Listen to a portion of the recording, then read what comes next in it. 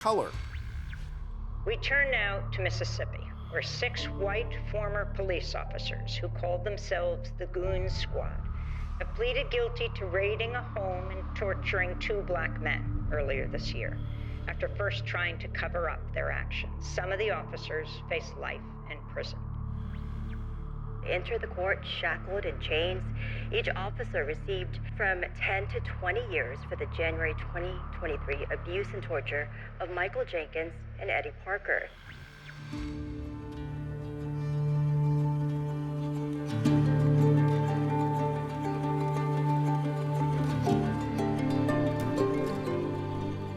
Some 40 kilometers southeast of Jackson, Mississippi is the village of Braxton.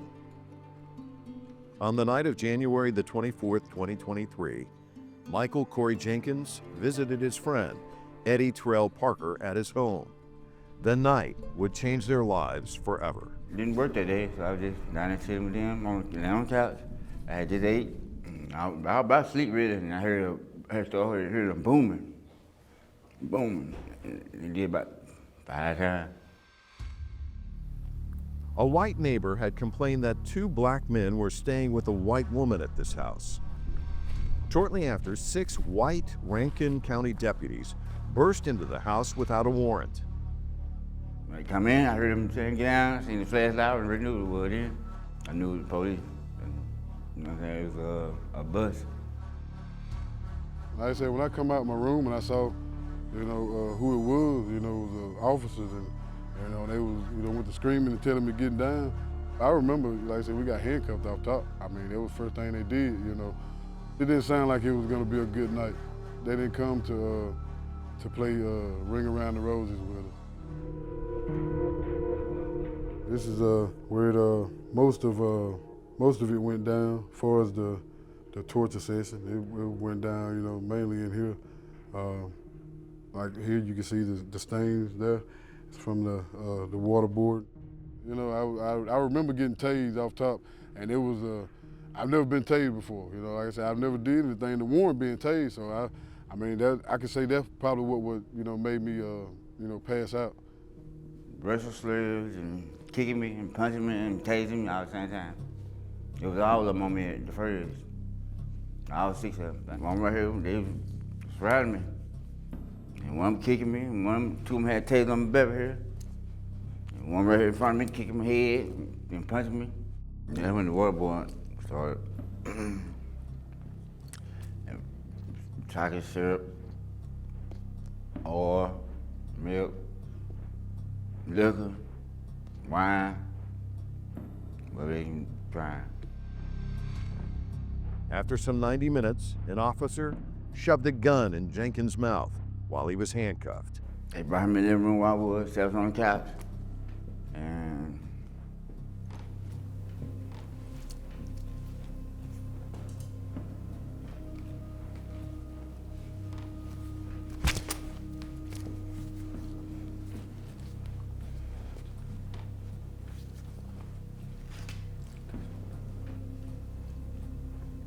he was looking at me, I was looking at him, and we sat there for a minute, and they pulled the trigger. I was right there in front of him. It was like seeing a gunshot, but not hearing it. I never heard it. I was too close to it, I guess. But I saw it. It was like slow motion. You can see the bullet, coming out of the gun. The fire coming out, and it just, I saw from, like I said, the exit of the bullet from the gun to the exit of the bullet out the back of his head. It was horrific, man. Did you think you were gonna die? Yeah, I thought I would. Hey, bro, he said, I'm dying, man, I'm dying. I said, man, finally snapped back. I was like, Mike, man, you all right, bro? I said, you'll be all right, man, you gonna be all right. I said, just hold on. They got me up after that, and they took me around the back of the house. I said, man, they gonna let him die. They was trying to let him die. Miraculously, Jenkins survived. The bullet lacerated his tongue and broke his jaw before exiting his neck. I remember getting the ambulance, I remember riding the ambulance. I remember it started getting cold. I told him I'm cold, and he threw a blanket over me. The officers devised a cover-up that included planting drugs and a gun in the house. The Rankin County Sheriff's Department then supported the deputies' false charges, which stood against Jenkins and Parker for months. I watched them back there in their little circle, you know, they was coming up with their plan, you know. They come out to me and, you know, trying to get me to go along with what happened and all that. And I'm like, you know, first I wouldn't understand. I'm like, what? You know, no, I mean, the audacity, you know, like, come on, man. And then try to shake my hand after. You know, come on, man. I mean, I tried to tell you, if you want to shake my hand, that was the ultimate disrespect, you know, to try to act like it was all a big misunderstanding. Jenkins' mother and father, Melvin and Mary, received a call saying their son had been shot. We actually thought he had died. My husband left to go to university. He said, Mary, he said, prepare yourself, because I don't think this is going to be a good, yeah, I'm sorry, but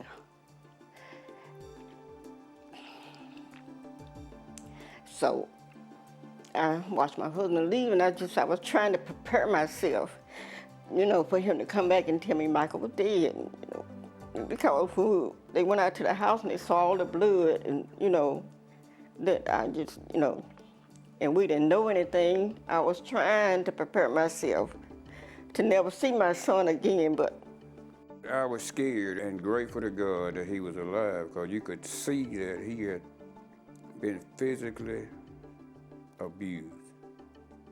He had breathing tubes, feeding tubes, and just hooked up to all kind of stuff hooked up to him, and you could tell that that he had had a lot of physical abuse. My mama saying, Mike, if you can hear me, raise my hand. I heard it, and that's when I started waking up. when we tried to talk about it, he would just start crying, you know, because he was trying to speak and he really couldn't speak. We had to just communicate through writing. Really hadn't given any explanation why he shot her. But the only thing they said is he bit down on the gun and the gun went off. And I was saying, how could he bite a gun? I mean, why would he bite it? What I was actually asking, why is it in his mouth to start with? When we brought him home, he had to sleep with the lights on. He had to sleep in the living room. And he had to sleep with the lights. He would just wake up, sweat, his clothes would be wet. He would just wake up. And he was saying he was just reliving what happened to him. The stuff that he told me was horrific. I mean, the stuff that, you know, that you wouldn't think that one human would do to another human.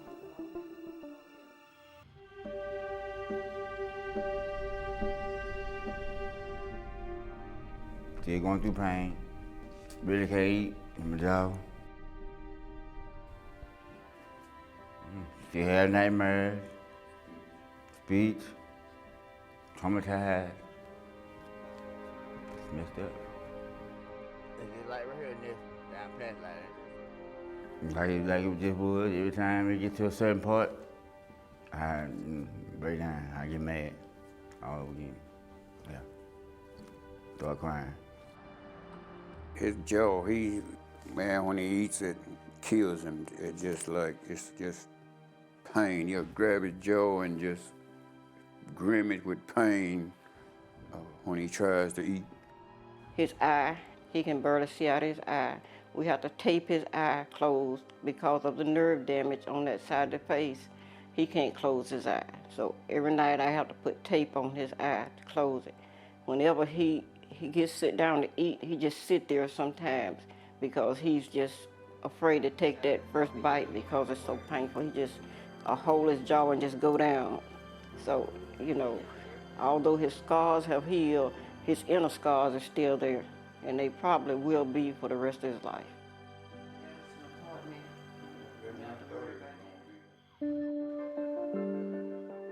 The group of deputy sheriffs involved were notorious for using excessive force and were known as the Goon Squad.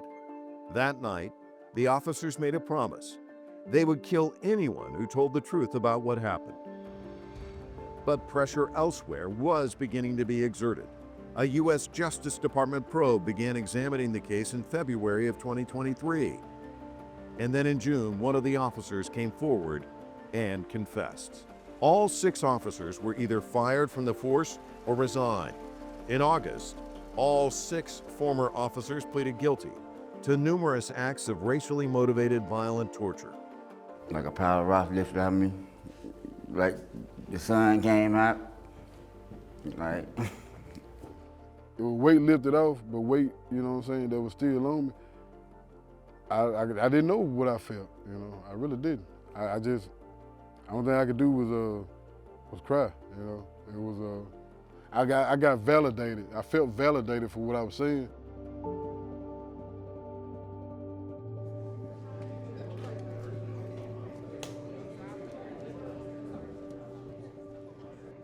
In March 2024, a federal judge handed down prison terms to all 6 deputies. The prison terms range from 10 to 40 years. U.S. District Judge Tom Lee called the culprits' actions despicable. An Associated Press investigation found that several of the deputies involved were also linked with at least 4 other violent encounters with black men since 2019 that left 2 dead and another with lasting injuries. Your Honor, please take these crimes by the Goon Squad seriously.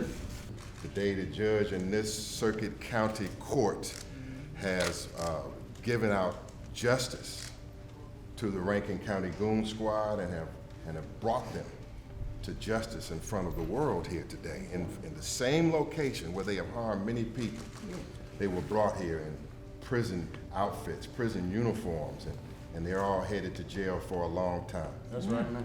And so what happened in this courtroom today is significant. And Mississippi has spoken here. Yes, sir. This is Mississippi. Yes, sir. This has never happened in Mississippi. This is Mississippi. Justice has come in Mississippi. What has come? Justice. And when has it come? Now. Justice has come when? Now. Everybody's sworn this whole oath to uphold and protect the law, but none of the 6 officers there, even up until the point the gun is being shoved in his mouth, which his tongue was shot off, nobody said, no, don't do that. Michael Corey Jenkins will never have a normal life. He'll never be able to talk. He'll never be able to eat through his stomach. Some semblance of justice is for them to go to prison for the rest of their life so they can think about every day what they did wrong. Despite the horror, this was ultimately a fight and a victory for justice. That let me know that justice, you know, is justice. You know, it gave me a brightened horizon on knowing that the sun will be coming up soon. It'll be coming up in your neighborhood, you know, also. It made me feel good that it happened to me, because it happened to me for a reason, to bring other folks' cases that, you know, swept under the rug out in the night as well.